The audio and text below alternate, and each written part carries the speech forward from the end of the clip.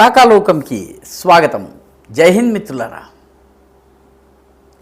ఇటీవల Saudi Arabia, తుర్కీ, పాకిస్తాన్లు కలిసి ఒక త్రైపాక్షిక రక్షణ ఒప్పందాన్ని జాయింట్ డిఫెన్స్ అగ్రిమెంట్ని చేసుకున్న. ఇది ఒక చాలా కీలకమైనటువంటి డెవలప్మెంట్గా భారతదేశానికి చాలా పెద్ద ఎదురు దెబ్బగా ఒక వర్గం ప్రచారం చేస్తుంది. ఎందుకంటే పాకిస్తాన్తో సౌదీ అరేబియా అత్యంత ధనవంతమైన దేశము, అదేవిధంగా తుర్కీయే నేటో సభ్య దేశమైనటువంటి తుర్కీయే పాకిస్తాన్తో చేతులు కలపడం అంటే పాకిస్తాన్ అంతర్జాతీయంగా దౌత్యపరంగా చాలా బలమైనటువంటి పొజిషన్లోకి వెళ్ళింది, ఇస్లామిక్ ప్రపంచంలో ఒక నేతృత్వ స్థానంలోకి వెళ్ళింది అని చెప్పి కొందరు విమర్శకులు అంటున్నారు. అంతేకాకుండా ఈ ఇరాన్తో జరిగినటువంటి ఒప్పందంలో కూడా పాకిస్తాన్, అమెరికా, ఇరాన్ల మధ్య సయోధ్య కుదిర్చే పని చేసింది. కాబట్టి పాకిస్తాన్ దౌత్యపరంగా చాలా పైకి వెళ్ళింది అని మన దేశంలోనే ఉన్నటువంటి కొందరు అభిప్రాయపడుతూ ఉంటారు. నిజానికి ఆ ఒప్పందం ఇప్పటి వరకు అమలు కాలేదు. ఇరాన్ ఇప్పటి వరకు అమెరికాకి లొంగలేదు. ఇప్పటికీ కూడాను స్ట్రెయిట్ ఆఫ్ హార్ముజ్ జలసంధి దిగ్బంధనంలో ఉంది, ఇబ్బందుల్లో ఉంది. యావత్ ప్రపంచ ఆర్థిక వ్యవస్థలో ఎలాంటి ఇంప్రూవ్మెంట్ లేదు.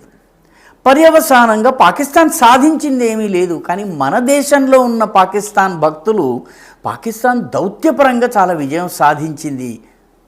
ముఖ్యంగా ఈ మక్కా ఒప్పందం పేరిట ఈ త్రైపాక్షిక రక్షణ ఒప్పందం ఏదైతే జరిగిందో దీనివల్ల పాకిస్తాన్కి చాలా బలం చేకూరిందని అంటారు.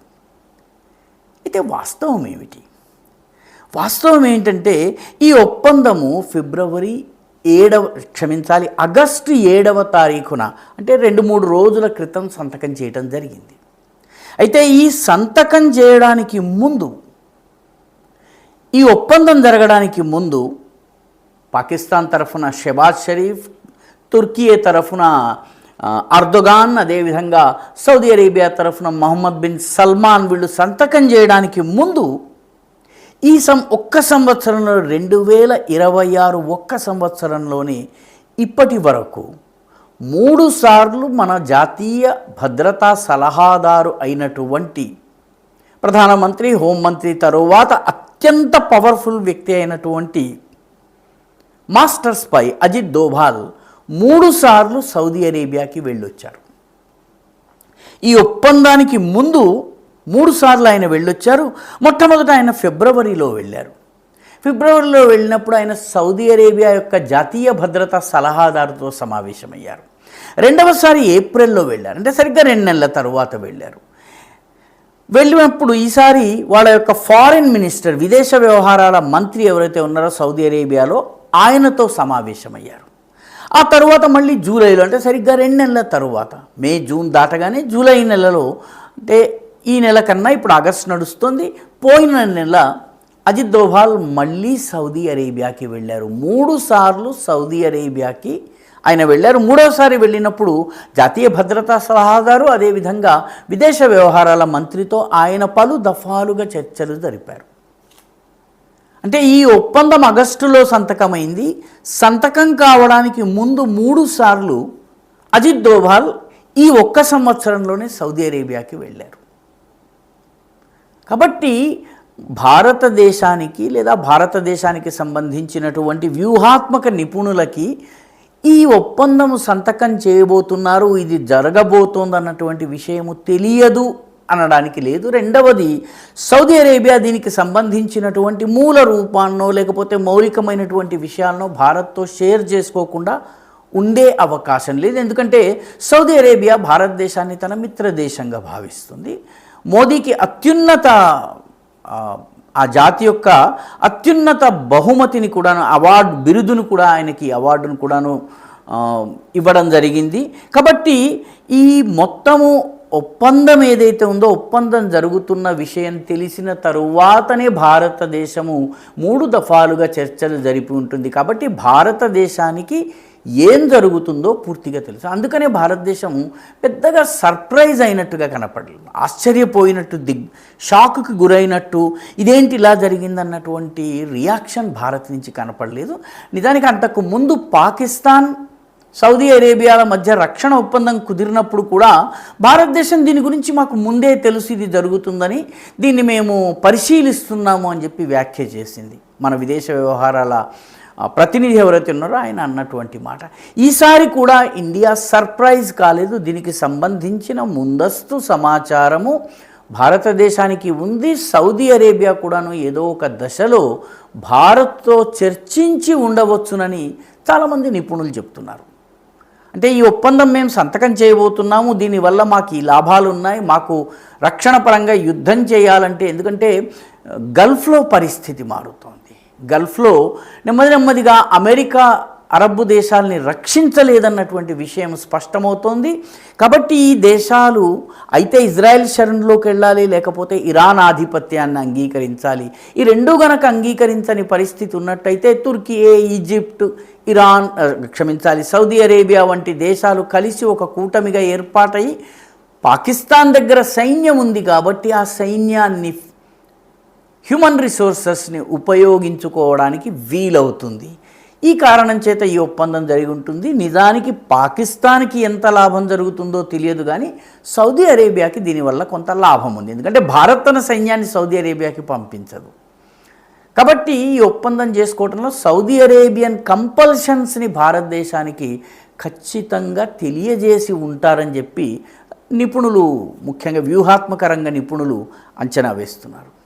రెండవ ముఖ్యమైనటువంటి విషయం ఏంటంటే, మన విదేశ వ్యవహారాల మంత్రి జయశంకర్ కూడాను దాదాపు అన్ని అరబ్ దేశాలని ఈ ఒప్పందానికి ముందు పర్యటించి వచ్చారు. వాళ్ళతో చర్చలు జరిపి మాట్లాడి గల్ఫ్లో ఉన్నటువంటి పరిస్థితి, నెమ్మదిగా అమెరికా గనక విత్డ్రా అయితే ఆ తరువాత వచ్చేటటువంటి పరిస్థితి, ఇరాన్ని తట్టుకునే విషయంలో వీళ్ళు ఏం చేస్తారు, ఈ అన్ని విషయాలు, అక్కడ ఎమర్జింగ్ ఇష్యూస్ ఏవైతే ఉన్నాయో వీటిని గురించి ఖచ్చితంగా మాట్లాడి వచ్చి ఉంటారు. కాబట్టి భారతదేశము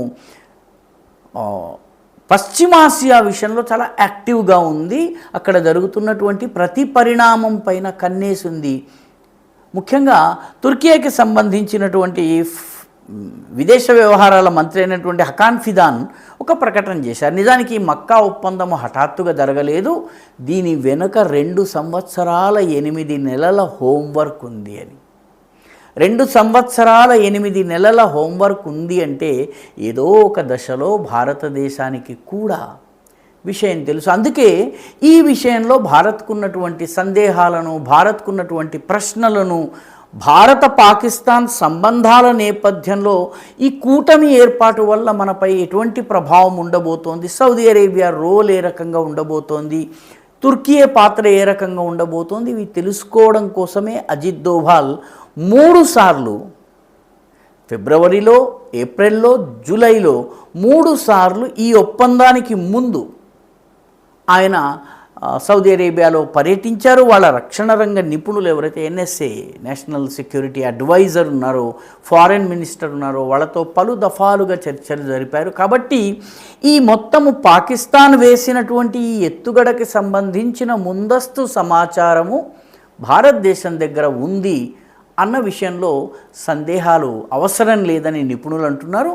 అందుకనే భారతదేశము ఈ కూటమి ఏర్పాటైనప్పటికీ కూడాను ఏదో జరుగుతుంది, దీనివల్ల భారత్కి ఏదో ముప్పు అన్నటువంటి శైలిలో వ్యవహరించటం లేదు. ప్రధాన కారణం ఏంటంటే, ఈ 3 దేశాలు కలిసి యుద్ధం చేసేందుకు చాలా ఇబ్బందులు ఉన్నాయి. తుర్కియే తన డ్రోన్లను ఆపరేషన్ సింధూర్ సమయంలో పాకిస్తాన్కి ఇచ్చి ఫలితాన్ని అనుభవించింది.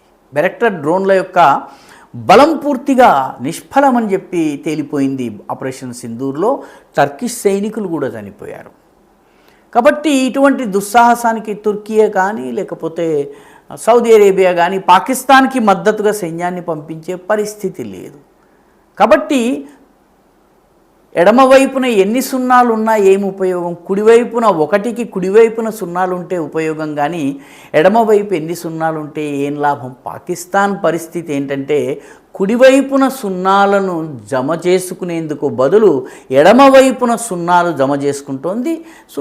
ఆ సున్నాల వల్ల విలువ పెరగదు. ఈ వీడియో మీకు నచ్చినట్టయితే లైక్ చేయండి, షేర్ చేయండి, ఈ ఛానల్కి సబ్స్క్రైబ్ చేయండి. మీ అభిప్రాయాన్ని కమెంట్ల రూపంలో తప్పనిసరిగా పంపించండి.